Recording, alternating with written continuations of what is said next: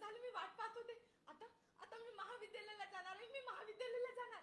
काय लावलंस का महाविद्यालय महाविद्यालय महाविद्यालय? एकदा बोलायला कळत नाही का ग तुला? आणि काय करणार आहेस ग शिकून? धुनी भांडीच ना? मग आपला चिंता आहे ना, तो शिकेल आणि मोठा साहेब होईल. आम्ही म्हातारे झालो तो आम्हाला सांभाळणार आहे, तू नाही. समजलं का? जा धुनी भांडी करत बस. अगं काटे तिथेच थांब. घरात कसले होतेस? आज तर तुझी मासिक पाळी चालू आहे ना, मग घरात कसले होतेस? तिथेच थांब. देवा देवा मला माफ कर. ही अशी चूक परत ना होणार. माफ कर देवा, मला माफ कर. मचिंटीच्या आई येऊ का घरात? या ना. विचारताय काही तुम्ही पण? ते तुम्ही मागच्याच बोललो होता ना चिंटीसाठी स्थळ बघायला. स्थळ घेऊन आलेले. मुलगा चांगला आहे, शिकलेला आहे. अहो तेवढंच नाही तर नोकरी सुद्धा करतो. विचार केला आपल्या चिंटीला जावं. तुम्ही म्हणत असाल तर मी उद्याच बोलवते बघा पाहण्याच्या कार्यक्रमासाठी. चालेल ना? हो चालेल ना. तुम्ही खूप छान काम केलं.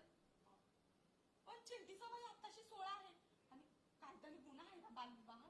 काय तुम्ही पण कायद्याने गुन्हा वगैरे काहीही नसतं. ते तसं बोलतात फक्त, पण तसं काही करत नाही. आणि 16 वर्ष असलं म्हणून काय झालं? मासिक काहीतरी येते ना तिला? हो येते ना. चालेल तुम्ही पाहुण्यांना उद्या बोलवा. आपण पाहण्याचा कार्यक्रम करून टाकूया. घरात कोणी आहे का?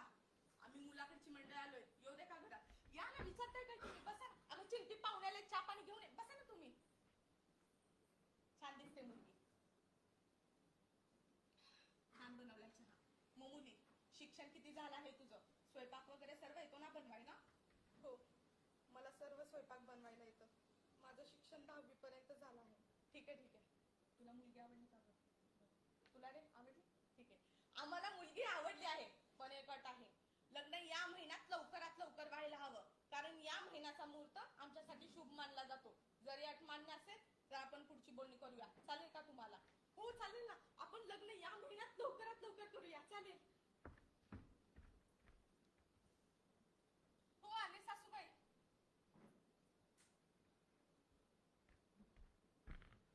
सासूबाई चहा.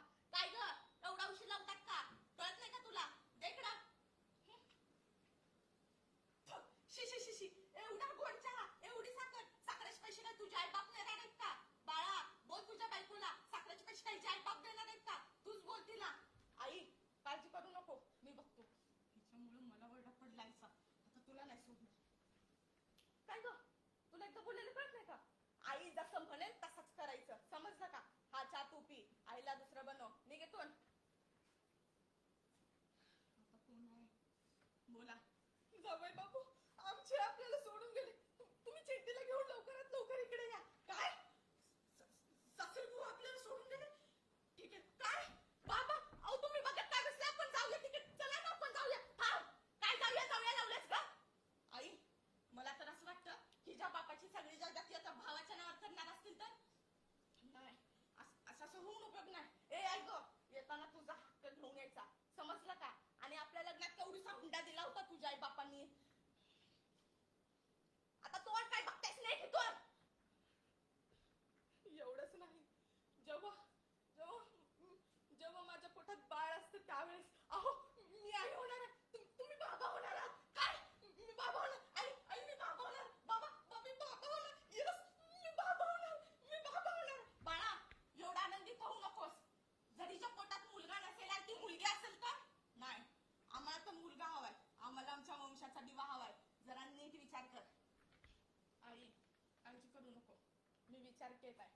जरी ज्या पोटात मुलगा असेल तर आपला वंशाचा दिवा वाढूया, आणि जर मुलगी असेल तर तिथल्या तिथं पाडूया. बरोबर का ग? एवढंच नाही. माझ्या 2 मुली पाडल्या गेल्या. तिसरा झाला तो म्हणजे मुलगा. वंशाचा दिवा. अचानकच दरवाजाची बेल वाजते. कोण आला असेल? मी तर घरात एकटीच आहे. हो आले. थांबा. भाऊजी तुम्ही अहो कुठं होता तुम्ही? किती दिवस झाले? तुम्ही या ना घरात, मी चहा बनवते. वहिनी ते चहा वगैरे काय नको. ते ना मी जरा कामानिमित्त बाहेर गेलो होतो आणि ऐकलं की बाळ झालं आहे. घरात कोणी दिसत नाहीये. कुठे गेले सगळे?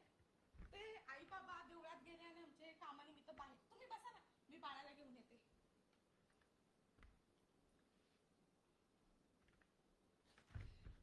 भाऊजी तुम्ही काय करताय? भाऊजी भाऊजी हात सोड.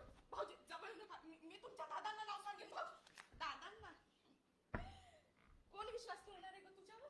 कोण कोण विश्वास ठेवणार आहे? माझा एक शांत बस, समजलं का? भाऊजी भाऊजी भाऊजी भाऊजी मी तुमच्या बहिणीसारखे ना. भाऊजी जवळ नका. भाऊजी भाऊजी भाऊजी भाऊजी नको भाऊजी.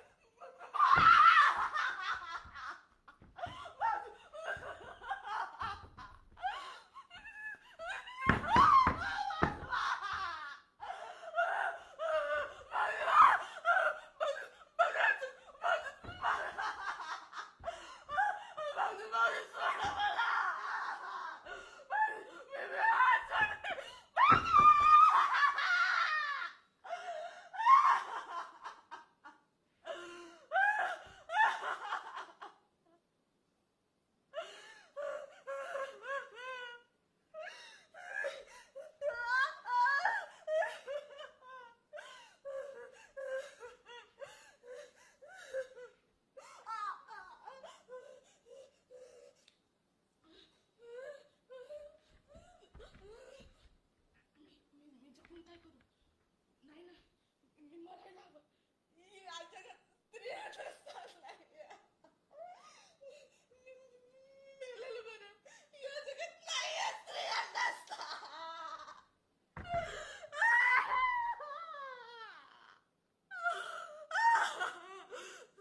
नाही, जगायचं नाहीये मला मरायचं. मी मेलेलं बरं. मी मेलेलं. मी काय करू आता? काय करू मी? मला लोक काय म्हणतील? मी नाही जगणार. नाही जगणार. मी मेलेलं बरं. या जगात स्त्रिया नसतात नाहीये. मी मेलेलं बरं. मी मरते. मी मरते. थांब. काय करतेस हे? अगं, लहान असल्यापासून ते आतापर्यंत नुसता नत्याचा सहन करत आलीस. अगं विसरलीस का त्या थोर वाटणाऱ्या त्यांनी किती अत्याचार सहन केला असेल? अगं विसरलीस का जिजाऊने शिवाजी महाराजांना लढायला शिकवलं. रडायला नाही. आम्ही शिवाजी या नावाचं कधी उलट वाचलाय का? जीवाशी असा शब्द तयार होतो. जो माणूस आयुष्यभर जीवाशी खेळला तो शिवाजी. अगं विसरलीस का सावित्रीबाई फुलेंना? त्यांनी मुलींसाठी पुण्यामध्ये पहिली शाळा सुरू केली आणि मुलींना काय शिकवलं? अन्यायाविरुद्ध लढायचं.